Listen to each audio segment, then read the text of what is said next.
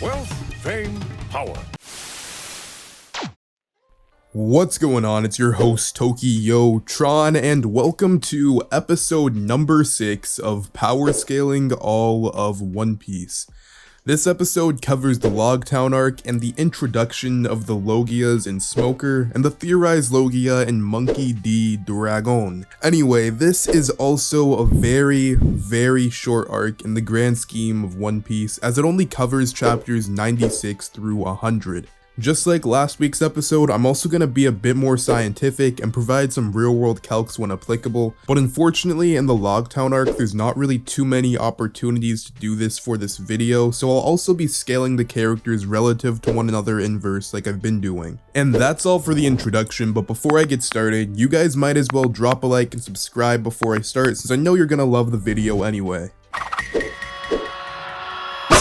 So first off, we got Tashigi. She's pretty clumsy, but it seems like her being clumsy and falling down is more of a gag than anything power related. She seemingly falls down in everyday life, but she doesn't have any balance or clumsiness issues when she's actually fighting against someone. Then in terms of her intelligence, she seems like she's probably one of the most knowledgeable people about swords in the verse, and this doesn't actually mean the most knowledgeable in terms of swordplay or attacks or techniques, I mean in terms of the actual swords. She has a log of every single sword ever created seemingly, and she knows most of it like the back of her hand, so she knows a lot about swords in general, and just different sword strengths and weaknesses. At the very beginning of this arc, she was able to negative 2 fodder characters at the same time, so from what we know, that means that Tashigi should at least be leagues above fodder. But then she fought Zorro and she got instantly negged, and Zorro was only using 2 sword style and he didn't even use a named attack, and it was pretty much off screen as well. So what we do know is that Tashigi is below Zorro, who's in mid tier, but she's also comfortably above fodder tier. But to be fair to Tashigi, Zorro has also neg-diffed or at least low-diffed a lot of people in mid tier with him, so that doesn't mean that Tashigi's immediately out of mid tier. In all honesty, I'm gonna put Tashigi right behind Buggy in mid tier, at least for this point in the story. And right after Tashigi, there's no better place to go than to her captain Smoker. Smoker is the first Logia introduced in the series with the Moku Moku no Mi, or the Smoke fruit. Upon his introduction to the story, he instantly caught Buggy's entire crew all by himself with a devil fruit all at the same time. So yeah, that is a pretty ridiculous feat and probably the best feat yet in the series. He's able to easily grab up every single member of Buggy's crew using his smoke, put them in a pile, and then catch them with the Sea Stone Prism Net. And since we have Buggy and a lot of his crew members in mid tier, this immediately puts Smoker at the bare minimum at the very top of mid tier, since he was able to deal with Buggy's entire crew much faster than Luffy and Zorro could back in Orange Town. And then right after he deals with Buggy's entire crew, he hops on an ATV, which is powered by his smoke spinning the wheels. This really isn't too much of a feat, but it's just showing how versatile and useful his devil fruit could be. And right after hopping on his vehicle, he heads right after Luffy, and as you can see, Smoker really wants all the smoke, pun intended.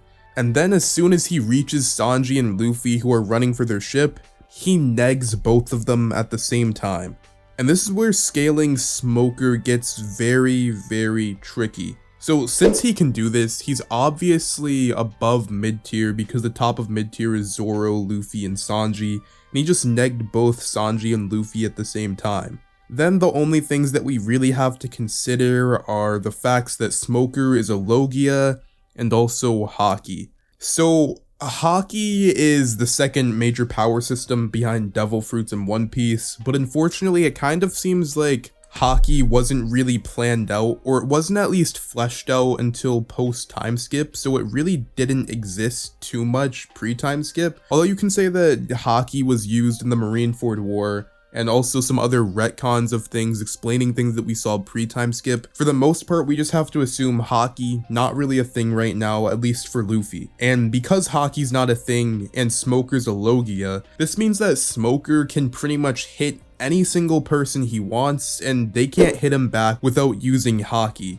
So I'm not actually sure how strong Smoker is, but in comparison to people that don't have Haki and Luffy and Sanji, Smoker's an absolute god. I don't really want to overdo it because obviously at this point in the story, he's nowhere close to commander level, and I don't even think he would be high tier, but I'm gonna put Smoker 2 tiers above Luffy and Zorro in low high tier. And now we got a brief update for Zorro. So Zorro got 2 new swords. The first one is the cursed Sandai Kitetsu, and the next one is the Yubashiri. So Zorro uses 3 sword style. He's been using that ever since he was a child. We all know that by now. But during the Baratie arc, Zorro lost 2 of his swords in the fight. After Zorro lost 2 of his swords, he borrowed Johnny and Yosaku's swords for his fight against Hachi when he negged him in the Arlong Park arc. So Zorro can make do with any quality of swords, but these 2 new swords that he got should be a power up, at least a little bit. Again, this isn't saying that Zorro is not capable with using any 2 blades, but getting 2 new swords is probably the first power up that we saw in the monster trio so far in the series. I don't know if he jumps another tier yet because we didn't actually see him do anything that it seems like he couldn't do before,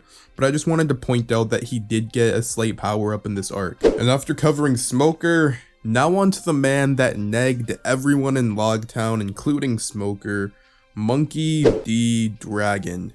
And again, it's pretty hard to scale Dragon, and we don't even really know what his powers are, so I'm gonna spend this next part of the video to try to identify his power and scale him appropriately. So in chapter 99, Luffy was about to be executed by Buggy, then the execution platform got struck by lightning, Buggy got temporarily knocked out, and Luffy was able to escape. So we don't really know what happened here. So it's possible that Dragon somehow caused the lightning with a power which we'll get into later, or there's also a chance that it could be Fate that saved Luffy here. It's kind of impossible to know whether it's Fate or it was Dragon's doing at this point in the story, but either way that shouldn't really matter too much in terms of Dragon's power. Then when we next see Dragon, it immediately starts raining. Again, this could be a coincidence or it could be Dragon's doing. But I just want to point out something that happened with Ace in Drum Island. So Drum Island was a place where it was always snowing, but when Ace arrived, it immediately stopped snowing at least wherever Ace was walking around. This is because he's a fire Logia, so obviously fire, snow, doesn't really mesh well, so this is why Ace's Devil Fruit was canceling it out. So even though we don't necessarily know what Dragon's Devil Fruit is, it was heavily implied that Dragon's arrival at the island was the thing that triggered the storm or at least caused it to rain. But again, I also just want to point out that there's a possibility that this wasn't actually what caused it to rain, it was just a coincidence. But now onto Dragon's confirmed power feats. So Dragon just F's up Smoker. Smoker's about to kill Luffy by hitting him in the neck with the Sea Stone Prism, and Dragon just grabs Smoker's baton, and Smoker's absolutely shook. So when Dragon grabbed Smoker's baton, he seemingly wasn't using any sort of power or special ability. This was just Dragon's raw strength, which appeared to be leagues above Smoker's. And even though Smoker is a Logia, it seems like his strength was also far above Luffy by how easily he was able to hold him down. And as I just said before, Smoker looks absolutely terrified. There's really nothing that he can do against Dragon, and he knows this. So we know that Dragon is at the very minimum comfortably above Smoker. And right after he does this, he sends every single marine flying across the island along with Buggy's crew who is trapped in a sea stone net with some sort of wind ability. So we know for a fact he's physically stronger than Smoker, and he has some sort of ability that can control wind. So based on everything we've seen in this chapter, here are a couple possibilities for Dragon's Devil Fruit. The first is that Dragon could be some sort of weather paramecia, meaning that it's not a Logia or a zone, but he has powers to control weather like summoning lightning, making it rain, controlling the wind. And now there's the other possibility that he's just a wind paramecia, meaning he can control wind, send wind flying like he did to Smoker and the rest of the Marines. And because he can control wind, as you guys all probably know, is a very big factor in controlling the weather, which means that if Dragon were to be a wind paramecia, there's also a chance that he could also control the weather by manipulating the wind. Then the next option is a Wind Logia, pretty much the same thing as the Wind Paramecia. The only difference is that being a Logia, it means that Dragon is also wind itself, so he's both made up of wind and he can emit and freely control wind. This option pretty much the same as the Wind Paramecia like I just said. Only thing that this could explain is how Dragon seemingly is able to freely travel and just move from place to place since he can become wind. Also would kind of make sense on how easily Dragon was able to sneak up to Smoker without him noticing a thing. Then the next possibility is something seemingly completely unrelated to wind or weather entirely, and you might be thinking, how? But I just want to bring up a couple things. So devil fruits are pretty weird in One Piece, and it's not always surface level in terms of abilities. So first thing I want to bring up, as you guys should all know, Bartholomew Kuma, he is the pawpaw fruit, and he has the power to repel anything. Hearing the pawpaw fruit, you think of a dog, any animal with a paw, you wouldn't think of this. The next example is Kaido. So Kaido has a mythical fish fruit, and because of this devil fruit, he can turn into a dragon, and since he's a dragon, he can send out wind air cuts with his talons. He can also control flame clouds to lift up entire islands. So seeing this alone, we have a character in One Piece, Kaido, who ate a fish fruit, which turned him into a dragon, which gave him the power to levitate islands. So just hearing that alone, we also have to consider the possibility that Dragon could technically have a fruit that's not a weather paramecia, wind paramecia, or even wind logia. It just has some sort of power that allows him to manipulate wind and weather. But either way, we don't really have any more information about what his devil fruit could be. It's really all speculation for now until we get more concrete information. And using this information, I would have to put Dragon at the top of Yonko, at least for now. This could change really easily based on more information we get, so take where I put Dragon with a grain of salt for now. Again, it's only the Logtown arc, and we really don't have too much concrete information on Dragon. I want to quickly talk about Shanks and Mihawk. I talked about Shanks and Mihawk and how I see them relative to each other back in the Baratier arc, and now we got some more confirmation about Mihawk and Shanks' relationship since Mihawk goes to visit Shanks' island at the very beginning of this arc. So here's what we know so far. We know A, Mihawk has the title of the world's strongest swordsman, and the other thing that we do know is that Shanks does use a sword as his primary weapon, and that's his go-to. When Mihawk arrives at Shanks' island, Shanks says he's in a pretty bad mood and doesn't really feel like having a duel right now. But then Mihawk simply responds saying that he wouldn't want to settle things with someone that only has one arm now. But also what we have to keep in mind is that Shanks lost his dominant arm, meaning that at least in Mihawk's eyes, Shanks is a little bit weaker after losing that one limb.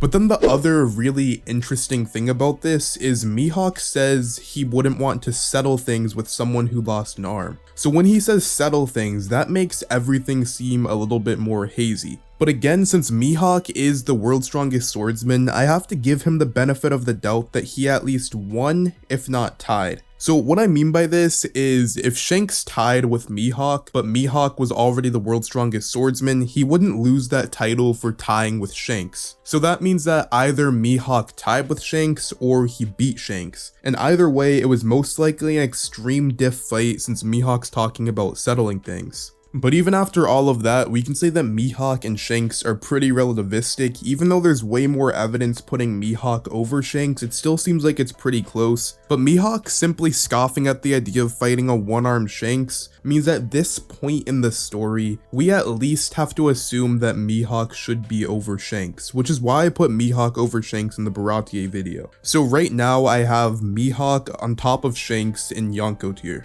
And as a quick wrap up, this is the tier list so far with the addition of Loguetown. So again, short arc, not too many characters, but I have Tashigi in mid tier, right behind Buggy, then Smoker in low high tier, and finally all the way up at the top of Yonko tier is Monkey D. Dragon. And after that quick wrap up, that's all for the video. I hope you guys enjoyed, and as always, that's just my thoughts. Now let me hear yours in the comment section down below, and to stay up to date with all my future content, make sure to like and subscribe.